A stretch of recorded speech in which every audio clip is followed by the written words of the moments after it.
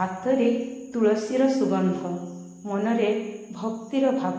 ପ୍ରତ୍ୟେକ ତୁଳସୀ ପତ୍ରକୁ ଗୁନ୍ଥୁଥିଲା ବେଳେ ଲାଗେ ଯେପରି ହୃଦୟର ପ୍ରତ୍ୟେକଟି ସ୍ପନ୍ଦନକୁ ମୋ କାଳିଆ ସାଆନ୍ତଙ୍କ ଚରଣରେ ଅର୍ପଣ କରୁଛି।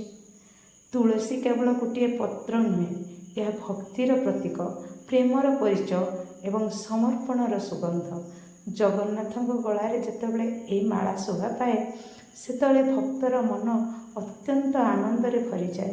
ହେ ମୋ କାଳିଆ, ମୋ ହାତର ଗୁନ୍ଥା ଏହି ତୁଳସୀ ମାଳାରେ ଯଦି କିଛି ମୂଲ୍ୟ ଥାଏ, ତାହା ତୁମ ପ୍ରତି ସ୍ନେହ, ଭକ୍ତି ଓ ବିଶ୍ୱାସ। ଏହାକୁ ସ୍ନେହରେ ଗ୍ରହଣ କର ଆଉ ସମସ୍ତଙ୍କ ଜୀବନକୁ ତୁମ କୃପାରେ ସୁଖ, ଶାନ୍ତି ଓ ଆଶୀର୍ବାଦରେ ଭରିଦିଅ ପ୍ରଭୁ। ଜୟ ଜଗନ୍ନାଥ, ଜୟ ଜଗନ୍ନାଥ, ଜୟ ଜଗନ୍ନାଥ।